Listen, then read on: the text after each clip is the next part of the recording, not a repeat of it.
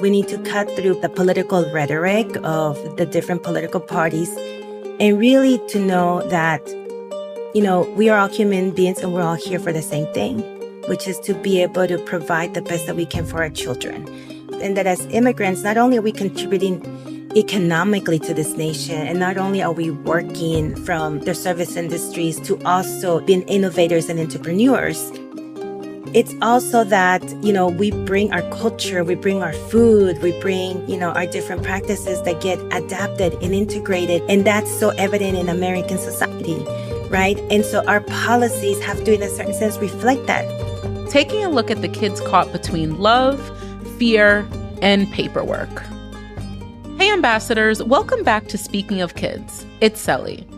Picture this. A child wakes up with a fever, and their mom wants to take them to the doctor, but she hesitates because she knows that one wrong question on a government form, a doctor form, could put their entire family at risk. That's what policy looks like in real life.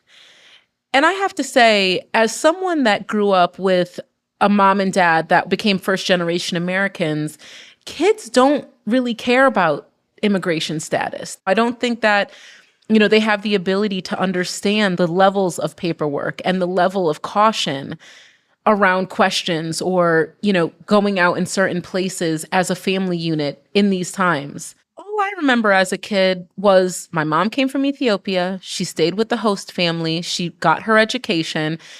And then she needed to study and she needed to take a test to become a U.S. citizen. So as a child, all I knew was I needed to help her take this test. And then after, when she passed, we celebrated by going to McDonald's. And the reality is it really should just be that simple for kids. Kids shouldn't have to take on the emotional burden of immigration policy. It's just too much. If Speaking of Kids helps you see how the headlines land in real homes, share this show, leave a review, and help us reach more listeners. Our guest today, Adriana Cadena, leads the Protecting Immigrant Families Coalition, a national movement helping families get food, healthcare, and stability, no matter where they were born. She grew up on the U.S.-Mexico border as an undocumented child, and now she's fighting to make sure no kid is punished for who their parents are. So, 1 in 4 children in the United States, as you probably know, have at least one parent that's an immigrant parent. Mm-hmm. And there's an increased anxiety and worry that this large group of children are not getting the support and opportunities they need to thrive. From your perspective, how does that concern show up in communities across the country? And what are you seeing in the lives of children and families? Yeah, that's a really hard question because there's so much happening at the moment within immigrant communities and communities that are part of immigrants. In particular, children in immigrant families, they do not receive the support that is needed. That is evident both in understanding the dynamics and the complexities in which immigrant families live in. It is also in these policies that are currently being implemented from the federal level that really exclude immigrants and in particular have a deep impact in immigrant children and the access that they will have to basic services that they need. And so there is a lot of worry in communities and in families about how to meet those needs. And it's not just basic needs like food, health, and shelter, but it's also the trauma that children are experiencing in the current moment when they are fearful that their parents will be detained and deported, and what that means for having their parent in their life, or what that means for their own future. There used to be a time when certain spaces were like no-go zones, like schools, churches, certain community centers. Is that still the case? Unfortunately, no. So there was a longstanding guidance that law enforcement agencies like ICE and others would not come into very sacred places like churches, hospitals, schools. And so when the second Trump administration started at the beginning of the year, that guidance has been lifted. These places, which was called the protective areas, are no longer protected. They're no longer a safe place where people can go to and not be fearful of immigration enforcement agents coming in. And so I think that that really demonstrates a turn in terms of how immigrants are not just viewed, but really treated in this country, and how places that are havens for communities, whether they're immigrant or not, are no longer seen as havens by the federal administration. That has a real fear and concern, because places like schools and churches and health clinics and emergency health centers need to be able to figure out how they protect their patients, how they protect their clients, how they protect children from law enforcement agencies simply coming in and being able to identify them and being able to take them away. So it's a real fear, and it's something that local entities are working on to ensure that they have policies in place and that their staff knows what they can do in order to protect children in those areas. There's a lot of policy language right now around lawfully present or mixed status families. But what does that actually mean for a kid? Yeah, that's a great question. And it's really important to know that immigration law is very complicated with all the different statuses that exist. So let's start with U.S. citizens. U.S. citizens are obviously not immigrants, but sometimes there are, different analysis from being immigrants to naturalized to become citizens. I still identify them as either foreign born or immigrant, because they're naturalized immigrants in the United States. And then essentially we can think about lawfully present immigrants. And it's really important to understand that there is lawfully present immigrants versus undocumented immigrants. And so when we've been talking about all these different cuts, they are targeting lawfully present immigrants. And why? Because undocumented immigrants don't qualify for any of these benefits already. So while the administration might say, this is to keep quote unquote illegals out, at the end of the day, undocumented people don't qualify. And so therefore, all these cuts that are happening is specifically target lawfully present people. And so when we think about lawfully present people, there's about 3 different categories. One is that there's people who have green cards who are non-citizens. So that means that they're permanent in terms of being able to be in the United States. And then there are people who are authorized to be in the United States and who come here on a temporary visa, either as visitors or as students, or even people who have temporary status who have been victims of abuse or domestic violence. The third category that I would classify is people who have temporary protective status. And your audience has heard this a lot about TPS, temporary protective status. And this is a particular status that is granted by the United States to people from certain countries who have come here because they were fleeing civil unrest, civil war in their country, or who are fleeing a natural disaster or something that happened in their nation. So they don't have a permanent status, but it's usually renewed every year or so. So those are some of the categories that I think we can think about. It's also important to understand the difference between a refugee and an asylee.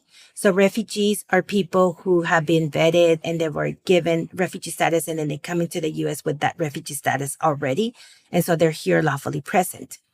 An asylee is people who come to the border or to a port of entry and say, I'm fleeing persecution in my country, I need asylum. And so in the past, they were able to enter the country, and be able to be given that temporary asylee status while their asylum case is walked through. And that's mostly, just for our listeners, that's mostly like the image that you see from people coming here through the Mexican-U.S. border. Yeah, let me explain that a little bit better. So in the past, you saw people coming to the border, trying to enter the border, asking for asylum because they were fleeing a certain situation or condition in their nation. And so those people who are coming to the border is coming in and saying, I'm afraid of being persecuted, or I'm fleeing for this reason, they ask for asylum. And so they may be given like a temporary status while their asylum case is heard and decided upon in the immigration court or through the immigration system.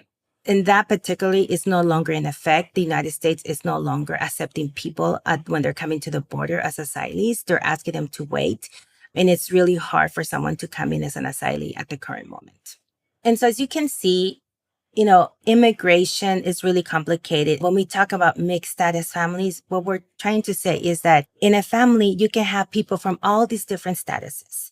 For instance, you can have a family where, again, the dad may be undocumented, the mom may have permanent resident status or have become a naturalized citizen, and you have a couple of children who are U.S. citizens, and then you have a child who was left behind in their home country who has now joined them and has a special child status. And it's really complicated, especially right now, for anyone to eventually become a U.S. citizen because the laws are so rigid. What's important to note is that the majority of children in this country who are in an immigrant family are U.S. citizens. If there is an undocumented parent in the family unit, the whole family is going to be fearful about immigration consequences. That may lead to a child who is a U.S. citizen not necessarily being enrolled in benefits. That child is going to live like that undocumented parent under fear of being detained, under fear of something that they receive having a consequence to their parent. So there is impact in the psychic that happens with their family. That's, I think, important to understand. And then the other piece is that all these laws and policies are complex and they really are intended to keep people from accessing the services that they need instead of really helping families enroll in the healthcare and nutrition services that they need in order to survive. And, to that point, at First Focus, as you know, we work on the cross of issues. So it's really hard for us to look at an issue like immigration without looking at it from, to your point, the lens of health, nutrition, early childhood, et cetera. If a child can't access SNAP or Medicaid or Head Start because of their immigration status, what does that moment feel like for the families in your experience? And, one of the changes we're talking about denying services to kids who survived abuse or neglect. Can you explain how that happened and what it says really about our priorities as a country? Yeah, I think that's really important, and I'm glad that you brought up, is precisely this exclusion, particularly children.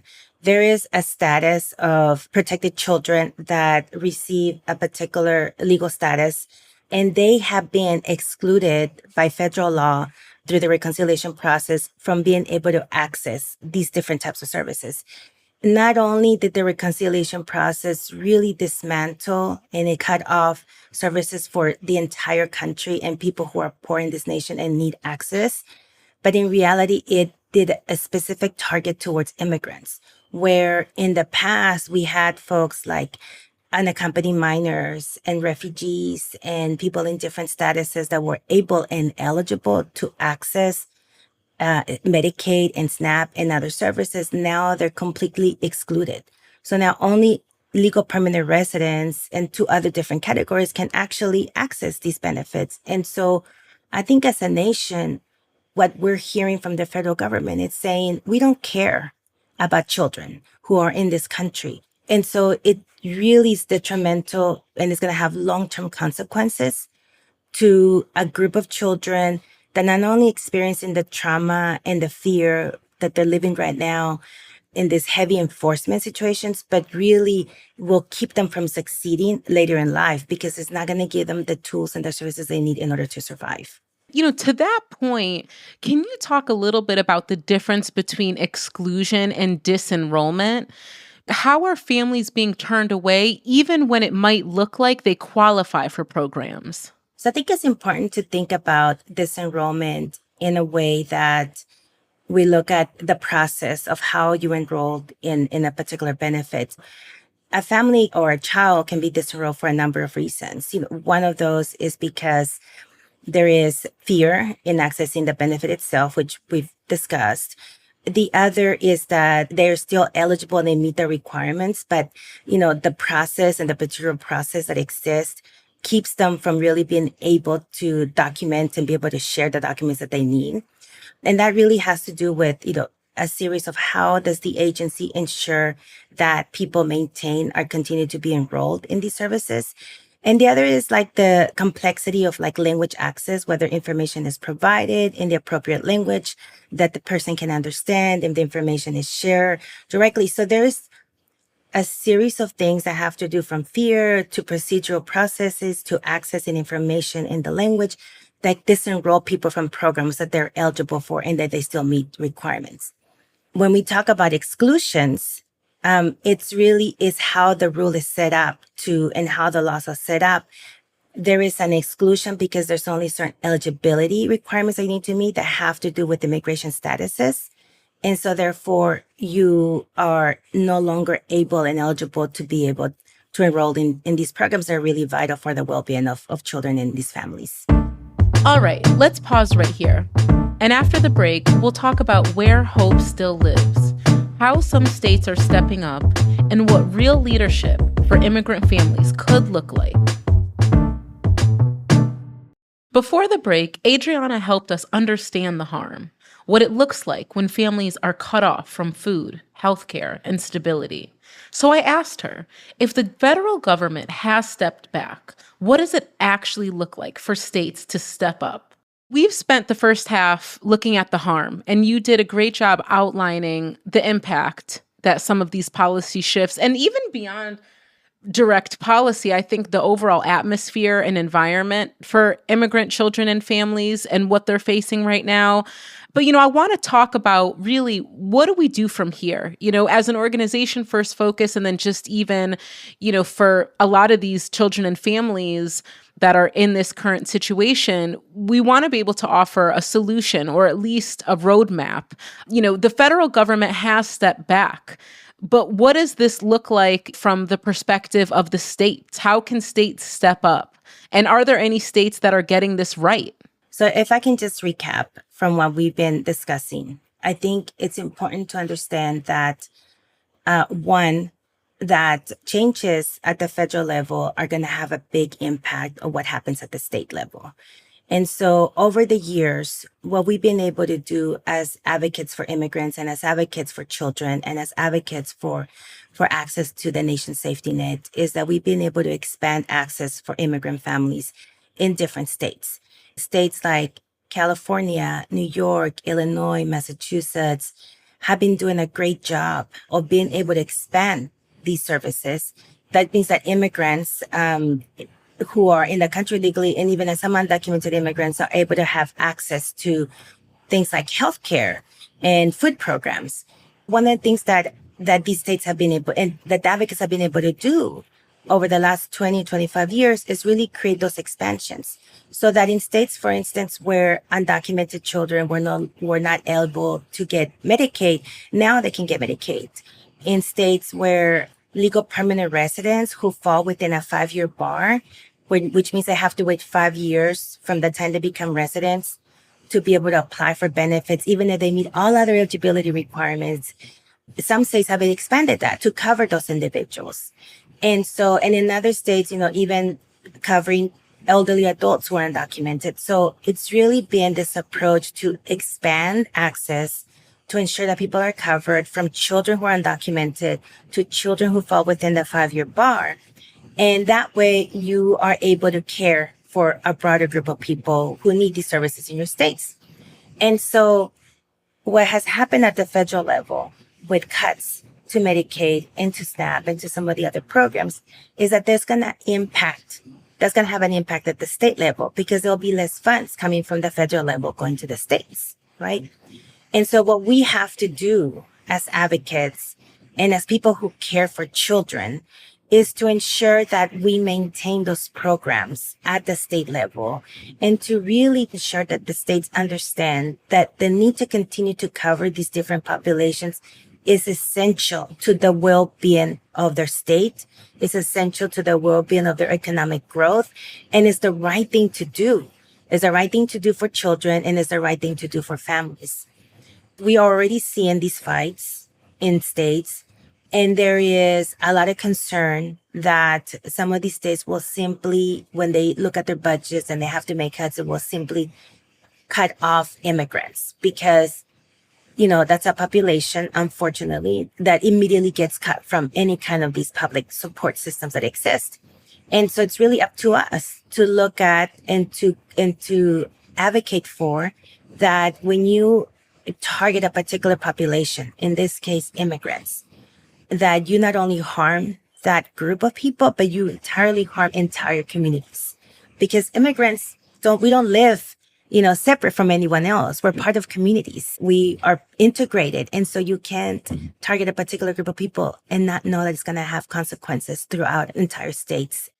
We say all the time that money matters, and prioritizing children and families in budgets, we advocate at the federal level, but arguably at the state level too, really matters. What is something a governor or a state legislator could do, today as they're looking down either their budget or as they're looking at their next fiscal year, or if they're just looking at what's ultimately going to be coming down the pipeline for this community, and in particular for children? What's something that they can do today? That's a great question. I think there is real opportunity for elected leaders, elected officials to be bold and to take action. I mean, this is the time when they need to stand with immigrant communities. Leaders like in cities like Cambridge, Massachusetts, and Long Beach, California have really taken a step in responding to the Trump administration threats and recommitting to policies that welcome immigrants. And that's extremely important. It is important that leaders recommit to a welcoming city, to be in a welcoming state, because that gives hope for families and it gives hope to the rest of us who are really looking at who is stepping up and taking bold action and being defensive of the most vulnerable in our society. States and leaders can also, sue the administration. So dozens of states have already sued the Trump administration for attacks on immigrant families, abusive enforcement actions. And so being able to sue the administration is an act of resistance, and it's an act of saying we stand with immigrant families, we welcome immigrant families and whatnot. And not only that, but what you're doing is unlawful and you need to stop these attacks. And we are champions for communities. We also can't let members or elected officials off the hook. And so we need to continue pressuring them to take action, to ensure that they are designing policies and that they're going back to the drawing board to restoring access, and that they hold the line at the state level and they restore access at the federal level. And to that point, immigration is such a polarizing topic right now. I feel like arguably it always has been, but right now we're just in this heightened sense of a standstill, or we're just not making any solid traction. How can advocates, can elected officials, can, our ambassadors and champions from across the country, what is the best advice you can give them to cut through the noise, to shift the narrative, not only about like what the right thing to do is, but historically and from even an economic standpoint, the value that immigrants and immigrant communities bring to this country? Yeah, I think it's definitely challenging to cut through the noise. It's definitely challenges to get the right information about what is happening and the impact that is having and how it affects us as people, like any of us in this country. And so I think the best thing that we can do is to tell our stories. If you're an immigrant or you are part of an immigrant family, telling the story about the impact that this is having on you and on your family is so critical and important, because those are primary voices. If you're a teacher that has children who are immigrants or who have immigrant parents, and that impact that is having on you as a teacher, it's important to tell that story. Because as I mentioned, all of us are affected. It's not just immigrant themselves, but all of us who are intertwined and who collaborate with and who have immigrant friends, who see children of immigrant families in our classrooms or in our clinics. And so it's important to tell the stories.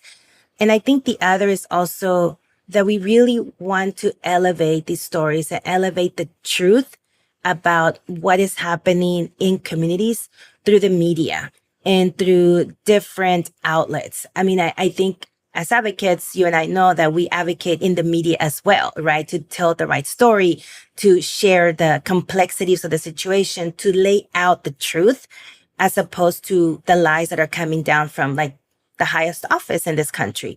So that's why, for us, telling that story, whether it's our local newspaper or local media outlet or through different podcasts like this or through others, is really, really critical and important. And we've really seen this commitment from organizations like First Focus and some of our other partners, that as organizations who don't have immigrant in their name like we do, but that understand and know the importance of being an advocate for immigrant children, it's important to elevate that and to really talk about the impact that these different policies are having of children in this country and children in immigrant families. Thank you for that. That's really helpful. And you outlined some really practical ways to be able to cut through the noise and shift the narrative a little bit. If you could be queen for the day and sit down with someone who writes federal policy, maybe even someone that voted for these changes, what would you want them to either see or hear? And I guess I should open this up to even someone that, is on the fence or confused about what to believe around how immigrants should be viewed and what their access should be in terms of public benefits. What would you want them to see or hear? If I could be queen for a day, right? I think it's important to understand that, and I keep reiterating this, is that immigrants are no different from anyone else. And immigrants, have brought richness to this country. This nation was founded by immigrants. There's always going to be people who are come to the United States to seek a better life, to bring their own culture, to bring their own strength, and to build this nation. So there is humanity, like we are all humans, and as human beings, we all have dignity and we all deserve respect. And so I think it's important to be open to understanding the humanity that exists within all of us. I will tell you from a personal experience, when I came to this country, I was about 6 years old. And I grew up in a small town in Texas that was what you would consider to be like a big Texas football town. And there were a very small number of immigrants or people of color in the town. And the people who helped me strive through school were white conservative individuals who connected with me through their own humanity. We need to cut through the political rhetoric of the different political parties and really to know that, we are all human beings and we're all here for the same thing, which is to be able to provide the best that we can for our children. And that as immigrants, not only are we contributing economically to this nation, and not only are we working from the service industries to also being innovators and entrepreneurs, it's also that, we bring our culture, we bring our food, we bring, our different practices that get adapted and integrated. And that's so evident in American society, right? And so our policies have to, in a certain sense, reflect that culture and that inclusiveness that has been adapted. We're all hardworking and we've come to the same things that even our forefathers come, like Alexander Hamilton and, some of these other, big known names who are immigrants and who came to this country who are here to make it better. I think my wish is that if we can cut through the noise, if we could cut through the misperceptions and the racism that exists in this nation and that really see ourselves as individuals and the humanity that we bring, that hopefully we can build a better future now for our children and for everyone else who is in this country. For people listening, we have a network of ambassadors that are champions for children across the country. For those people that are listening that want to help, but just don't know where to start because it feels overwhelming, what's one thing that they can do right now to support immigrant families and children? Yeah, so I'm going to cheat and give you 3. Okay, if that's okay. We like options. So one very simple thing you can do is follow us, the PIV Coalition, our social media. We always put up different opportunities to advocate and to understand and to know what's happening within immigrant communities. The second thing is if you are part of a nonprofit organization, I encourage you to join the coalition. Our coalition is a national coalition that is working at the intersection of immigrant and access to public benefits. And so our role here is to be able to gather and build power and leverage power so immigrant families can have access to health, nutrition, and different economic opportunities. So join us. You can go to pivcoalition.org/join to join the coalition, and then you'll receive all kinds of information and ways that your organization can get involved and engaged. And then a third thing that is really, really important that I've mentioned before is to really tell the story of the impact that this is having. So talk to your member of Congress about the impact that this is going to have to children in terms of these different policies that are taking place right now, and how they're going to be losing food and access to nutrition and so forth. And so it's really important to be an advocate. And thank you for those who are advocates. And it's really important to uplift the impact that this is going to have to families. I love that. And we end the podcast with asking all of our guests, what's a song or an album that just resets you and keeps you moving forward when things get hard? So there's this one song by Los Tigres del Norte, which is a Mexican regional band, but extremely famous among Spanish speakers. And there's a song called America that they have. It's very upbeat, but it talks about how, when you're born on this continent of the Americas, we're all American. And I really love this song because, one, it's upbeat and it gets you moving and dancing, but also because it's really a way to tell those of us who are immigrants, who were born in Mexico, Central America, or Latin America, that we're all Americans and we all deserve to be here. And it's important to recognize who we are and to know that we belong. I love that. Adriana, thank you so much for your time. I appreciate you being here with us today. Thank you. Thank you for the opportunity to be here. Listening to Adriana, one thing really sticks out. When we deny care to immigrant parents, we're also denying care to their kids. And that just doesn't hurt one family. It weakens whole communities and economies. Her reminder was simple but powerful. We're all connected. When kids have access to food, healthcare, and safety, everyone thrives. When families feel welcomed and protected, neighborhoods grow stronger. So here are my takeaways from this week. Wherever you are, your voice matters. Tell your story, call your representatives, and stand with people who keep our communities whole. If this episode helped you see something differently, share it. Send it to a friend, a teacher, or someone in your community who cares about kids and fairness as much as you do. And don't forget to leave a rating or a review. It helps more listeners find Speaking of Kids. Speaking of Kids is a podcast by First Focus on Children. It's produced by Windhaven Productions and Blue Jay Atlantic. Elizabeth Wyndham is the supervising producer. Julia Wyndham is the editor. Jay Woodward is the supervising producer. For more information about this episode, visit firstfocus.org.